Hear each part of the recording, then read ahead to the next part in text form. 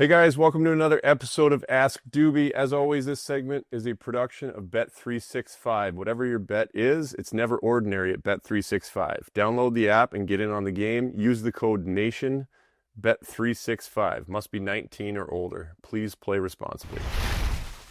All right, guys, lots of great questions this week, and obviously things are a little quiet in the offseason, so not too much to touch on. News of the Oilers signing a new goalie coach, Peter Aubry. There was lots of talk about goalie coaching throughout the playoffs and throughout the year, and for whatever reasons, they've decided to make a change. I think everybody's excited for that, and it's a good opportunity just for a fresh voice for the goalies in Edmonton.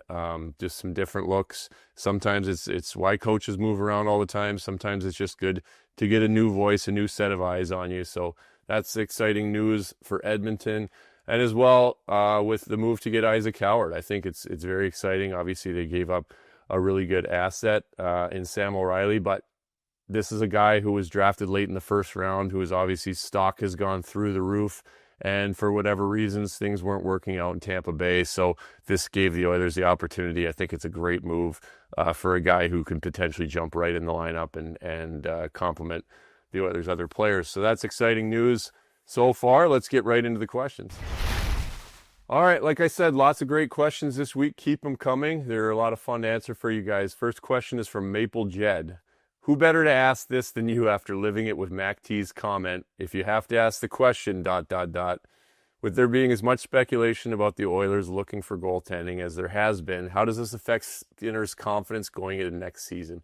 This is a great question, and I have lived it. And it's a little bit different. This question has kind of been surrounding Skinner and the Oilers for a couple years now. And one thing that's different about it is he's handled it a whole lot better than I handled it. It was difficult for myself when all of that noise came up and all of that talk. It affected me and it bothered me. I put a lot of pressure on myself. I didn't respond to it well. I didn't play well at the start of the season. I let it get to me. This is something that Skinner's now been dealing with for a couple years. Now, don't get me wrong. He's a human being. Of course it's going to bother him. He's been to 2 Stanley Cup finals in a row in 7 games and 6 games and is still getting talked about constantly about either getting moved out or getting someone to push him. And I realize it's a business and that comes with it, but this is something that Skinner has been dealing with for a couple years now, and he's going to have to deal with it again this year. And part of that comes with playing in a Canadian market. Part of it comes with playing on a team in Edmonton, best fans in the world, but they expect a lot, and they expect a lot right now as well. This is a window that everybody sees for good reason as an opportunity to win, and they want to win now, and they've been so close. So I think that Stuart Skinner has done an incredible job handling this pressure. I don't see that changing, but he is going to need to take a step when it comes to consistency throughout the season. That's kind of been the thing why the calls have been happening and all of the talk happening is that consistency level has been the same, the inconsistencies and the ups and downs. And until that starts to go away, then these questions are still going to arise. So I think he's well equipped to handle it because he has. I've talked before about what he did in the playoffs and what he did coming in an impossible situation when Pickard was 6-0 and playing well and gets hurt. We've talked about it over and over again. That was just, to me, that was incredible mental ability to come in and perform the way he did in an almost impossible situation. So Stuart Skinner is still a young goaltender. He is a great goaltender. He is going to be even a great goaltender. He's going to get better. But to make the noise go away, I think the consistency needs to get there throughout the regular season. So give people more confidence going into the playoffs. And then when it comes playoff time, again, those first 2 games were not the same Edmonton Oilers team that we saw for the rest of the playoffs. So that's hard to really look at. But there needs to be consistency in a playoff run because it is 2 years in a row now that he's lost the net and come back. And until that happens, I think that the chatter is going to be there and the talk is going to continue to be there. But again, He's well equipped to deal with it, and he just needs to put the consistent year together and a consistent run in the playoffs for the Oilers to be committed to him long term, as he is the guy, because he can be the guy, and he is young. I believe he's still 26 years old. He's just going into what should be his best years of hockey. So if he can put together a real solid, consistent season and a solid, consistent playoff run, then that talk should start to go away a little bit. Okay, next question. I'm going to stay on the Skinner topic here. This is from T. Muller Forever. This is a two-part question. If you were the Oilers GM and had to give Stu Skinner an extension at this very moment, what would his new salary range and term be? And if you were to trade him now, what would his current trade value be? Great question. Pretty straightforward. You're not going to give Skinner a long-term extension right now with all of the questions that are there. I think that is a potential in the future. But as of right now, just the way it is, Skinner's still in prove-it mode. And I know it sounds crazy because he's been to 2 Stanley Cup finals in a row. But as far as the long-term goalie situation in Edmonton, it's still a little bit of prove-it mode. And so if you were to extend Stuart Skinner right now, it's going to be 1 or 2 years at max. And it's just not going to go further than that. In saying that, this is a starting goaltender in the NHL who has been to the Stanley Cup finals twice in a row. So you're not going to be paying him $10 million, top dollar for a top goalie in the league, but you are going to be paying him starting goaltender dollars with playoff experience and playoff success. And that's going to land you in, if the Oilers were doing this, obviously they would want to be they'd be trying to work their side of the inconsistencies to get a discount. But I think you'd have to be looking in the 5.5 to 6 range on a 1 or 2 year deal if you were to extend him right now. Now, when it comes to trade value, that's a different story. A lot more goes into trade, but I do think that if the Oilers were to move him in a time when they don't have to move him, you want to be looking at a pretty good return, because you are giving up your starting goaltender as well as potentially your future goaltender. So if a trade were to happen that involves Stuart Skinner, you need a guy coming back that is the guy that you're committing to as your starting goaltender going forward. And obviously, depending on where you go for that and who you're looking at, depends on you're probably going to need to package something else with it, and whether or not the Oilers wanted to go that way. But I think you'd want to be looking at a pretty good return for Stuart Skinner, and it has to be a goalie that you're comfortable committing with as your guy, because right now they have a 26-year-old who's got a lot of good years left in front of him. You don't want to give that up, rolling the dice, and then be starting at square one, not knowing who your goalie is, trying to find somebody through the pipeline or trying to sign somebody or trade somebody. You know, we saw how light the free agent market is for bona fide starting goaltenders. It just doesn't happen really that you're going to go get somebody in free agency. So when it comes to trades, you got to make sure that you're getting somebody that you know you're going to commit to be your guy for the foreseeable future. All right, next question from Hontorio M. I hope I said that okay. What were the biggest changes or eye-opening moments for him when he moved to a new goalie coach in Sean Burke? This is a great question, especially with the Oilers having a new goalie coach now as well. For me, and it ties into the first one on the confidence thing, for me, coming out of the worst year of my life, pretty much, actually it was the worst year of my life, hockey-wise, and the confidence side of it was gone completely. And so for me, there was 2 parts with Berkey that he really helped me on, and starting with that confidence. Going into Arizona, obviously going from all eyes on me, hockey market, falling off the face of a cliff, all of this pressure, going into Arizona, which is about the exact opposite, where there is no pressure.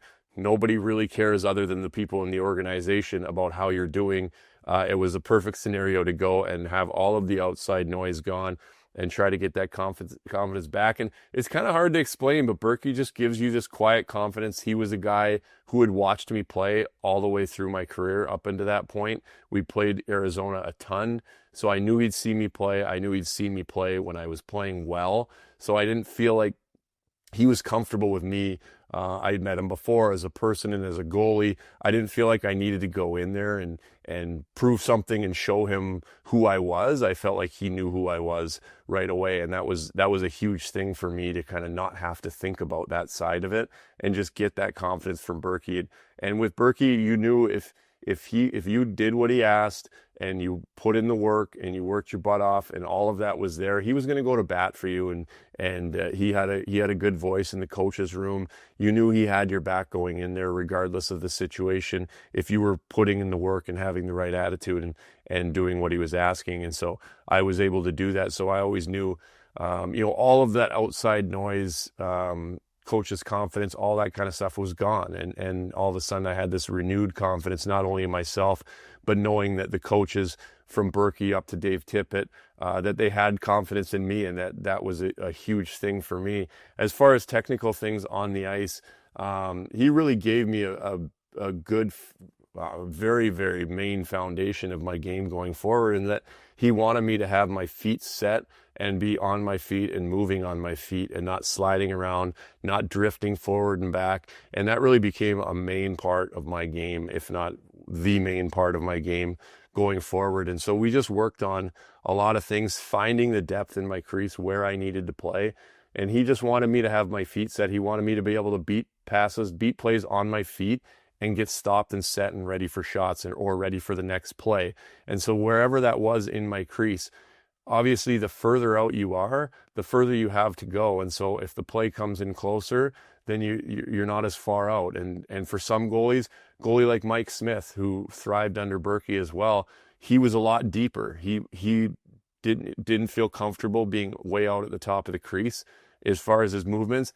Now, fortunately for Smitty, he had some of the best hands, if not the best hands I've ever played with or seen. So he was able to play really deep in his net, and it didn't cost him because his glove and blocker were as quick and accurate as anybody, so he could stand back there. I think for myself, if I was way back where Smitty was, I probably would have got picked apart a little more because I didn't have the same hands that Smitty had. So I was the in-between of way far out and Smitty playing on his goal line. I was just inside the top of my crease, and so I found that spot that I was comfortable at, that when plays were coming in, I could be set. I didn't have a lot of forward-backward motion, which again, for me, some goalies do play well. You look at a Ryan Miller, who played really well with a fluid forward-backward motion, and that's how he played the game and how he was comfortable with it, and he was really good at making saves while moving. I was not good at making saves while moving. I needed to have my feet set and stationary and ready for shots.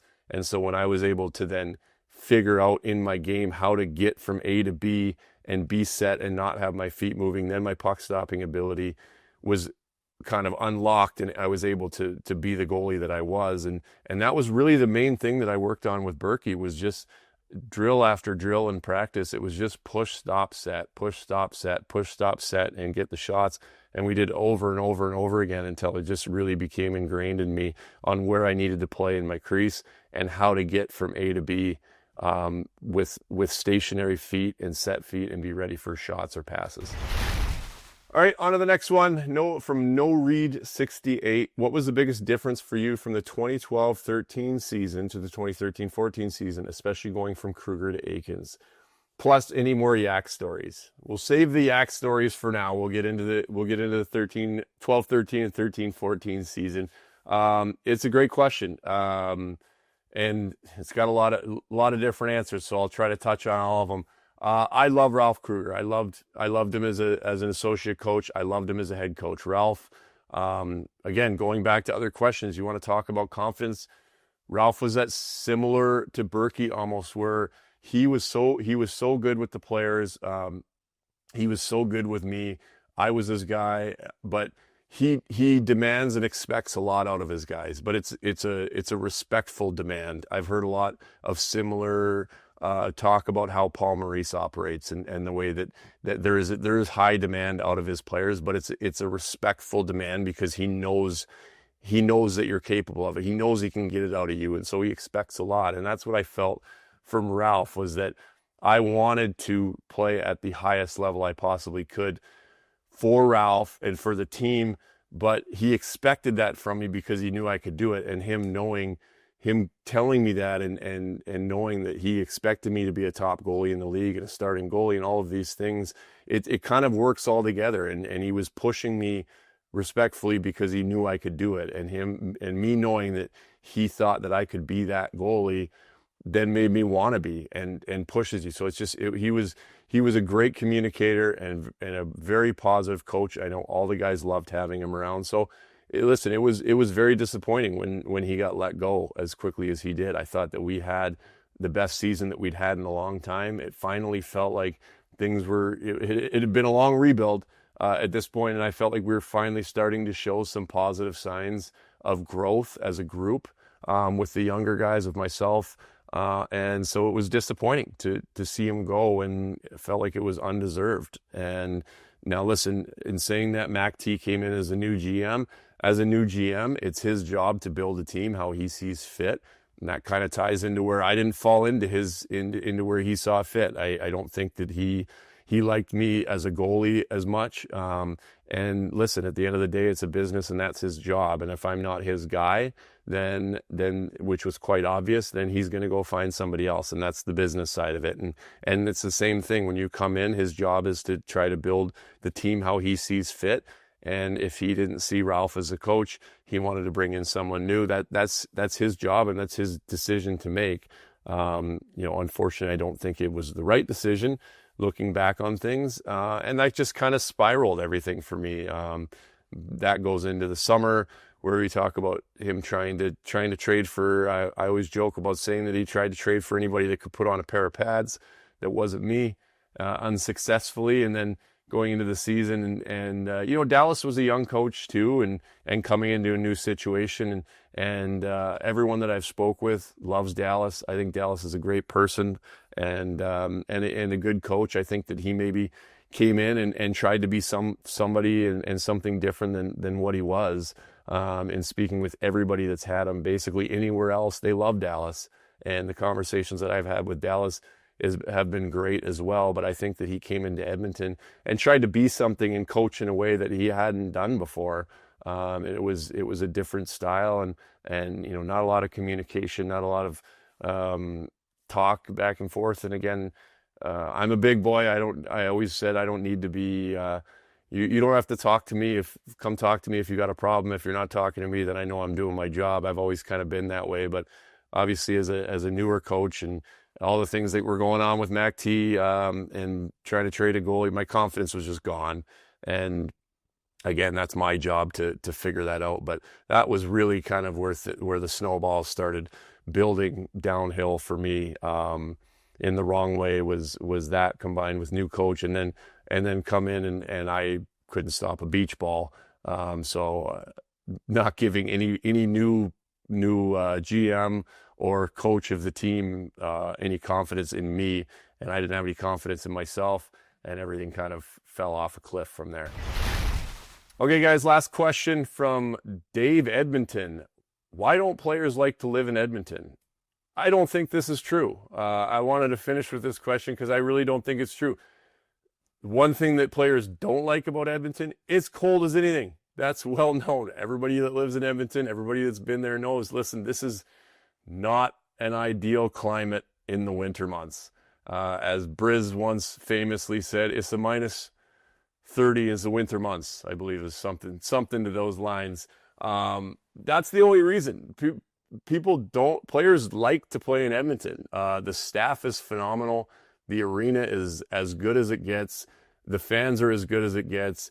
Everything's top notch. And players don't not like to play in Edmonton. And you can see that players are excited to come play. Obviously anybody's excited to come play with Connor and Leon for good reason. But not just that. I know for a fact they've got some of the best staff around in the league.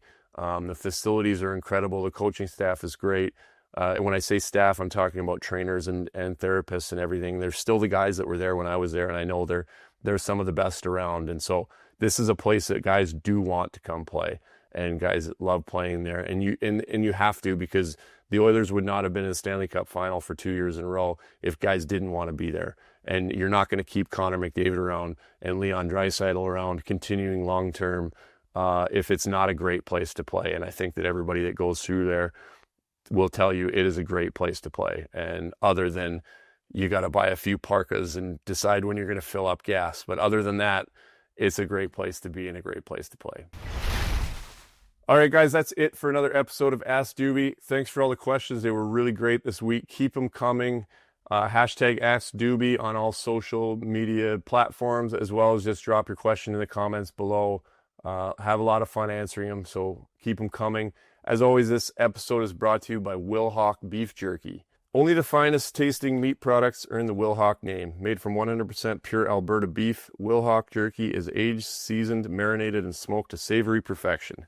You can find their beef jerky, sausage, and other products exclusively out of their Leduc location, or you can order online. Get your jerky on at wilhaukbeefjerky.com. What's up, Nation citizens? If you like that video, then you need to be subscribed to the Oilers Nation YouTube. Podcasts, live shows, exclusive interviews, and analysis. Everything you need from your favorite voices at Oilers Nation. And you don't want to miss any of it, so hammer that subscribe button.